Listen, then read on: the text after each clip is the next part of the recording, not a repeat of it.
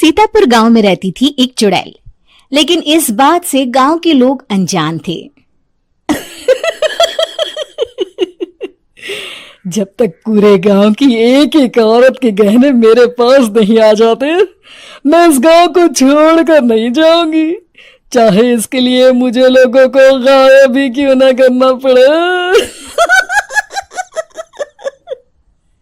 दूसरी तरफ गांव की औरतें बात कर रही थी। अरे सुन रही हो, ये देखो, मैंने कल ही नया हार बनवाया है सोने का, कैसा लग रहा है? बहुत ही अच्छा है ना, पहले तुम पहनो, फिर शादी में अपनी होने वाली बहू को दे देना। और क्या, सोने चांदी का यही तो फायदा है, जितना पुराना उतना महंगा। लेकिन एक एक पैसा बचाकर ये लेना सच में बहुत मुश्किल हो रहा था मेरे लिए। तभी वहां पहली का पति आ जाता है।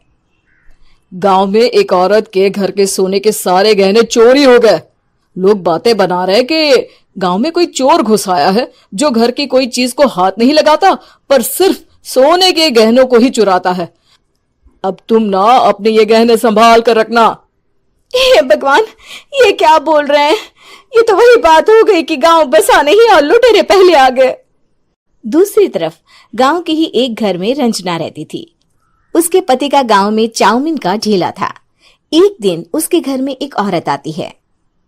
अरे रंजना, तू गांव में नहीं है तो सोचा तुम्हें बता दूं। गांव में बात चल रही है कि गांव में एक चोर घुस आया है जो घरों के सोने के गहने चुरा लेता है।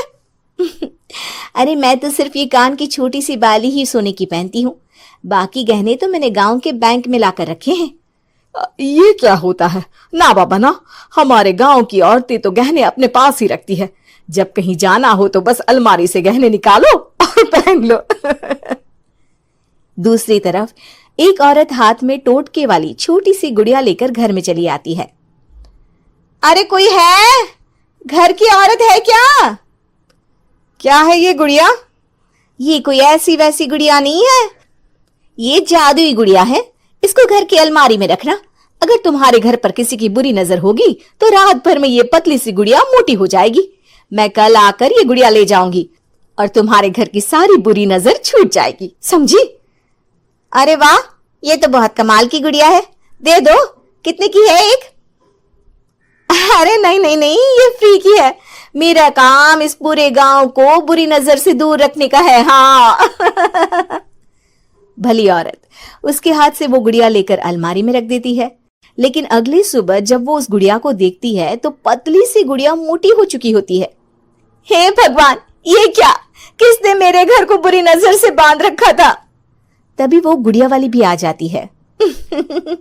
मैंने कहा था ना, घर पर बहुत ज्यादा बुरी नजर है। लाओ, ये गुड़िया मुझे दे दो। औरत वो गुड़िया उठाकर उसे दे देती है। गुड़िया हाथ में आते ही वो औरत उसे लेकर सीधे गांव के बाहर की खाली हवेली में चली जाती है और साधारण औरत से चुड़ैल बन जाती है। अरे पगली, गांव वाली इस गुड़िया के पेट में तेरे घर के सारे गहने हैं। इतना बोलकर वो गुड़िया को फाड़ देती है और सारे गहने निकाल लेती है। वहीं दूसरी तरफ, हे भगवान, मेरे घर के सारे गहने चोरी हो गए। उस औरत के घर के आसपास लोगों का जमावड़ा हो जाता है और लोग बातें करने लगते हैं। लो जी, ये भी घर गया। पता नहीं कौन चोर है जो इतनी होशियारी से गहने चुरा लेता है। कुछ समझ में नहीं आ रहा कि कौन है। लोग तो घर से कहीं जाते भी नहीं है, न ताला लगे न घर खाली हो, फिर भी रातों रात गहने चोरी हो जाते हैं। अरे हम तो कहते हैं लोगों को बारी बारी चौकीदारी करनी चाहिए, चोर को तो पूरे गांव वाले मिलकर पकड़ ही लेंगे। लोग बारी बारी घरों की चौकीदारी भी करते हैं, लेकिन चोरी होने का सिलसिला रुकता ही नहीं। फिर एक दिन रंजना के पड़ोस से भी रोने की आवाज आती है। अरे आज ही घर की बुरी नजर उतरी और आज ही सारे गहने भी चोरी हो गए।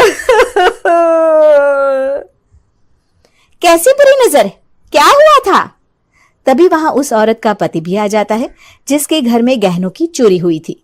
हाँ, मेरी बीवी ने भी किसी गुड़िया को घर में बुरी नजर उतारने के लिए रखा था, लेकिन अगले दिन गहने चोरी हो गए।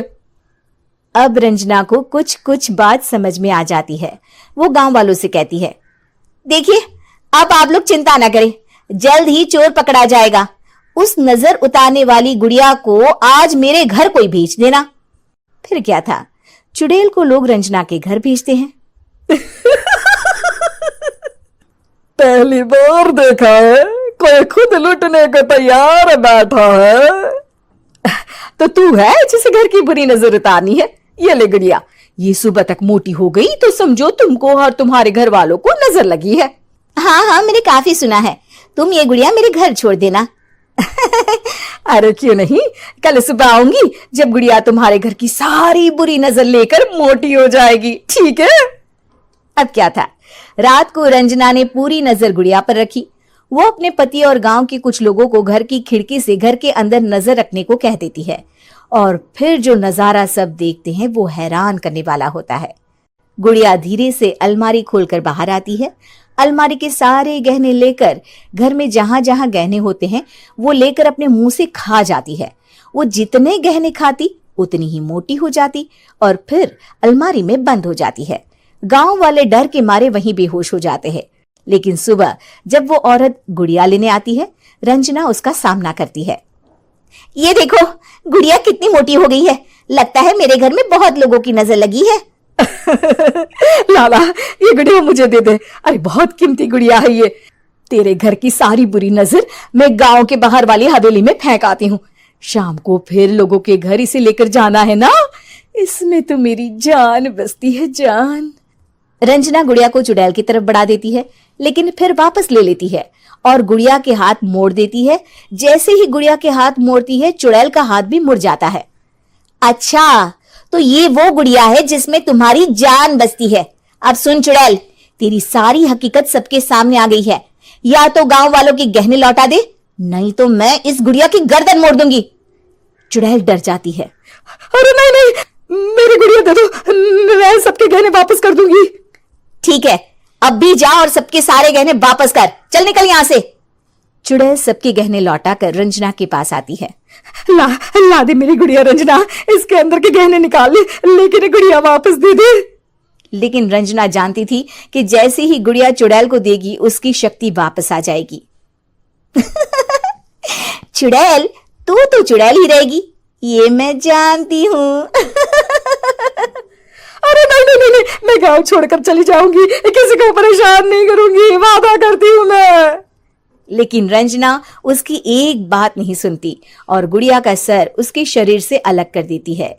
चुड़ैल सर अलग होती ही गायब हो जाती है।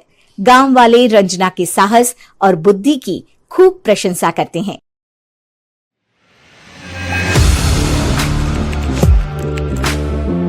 Audio Jungle.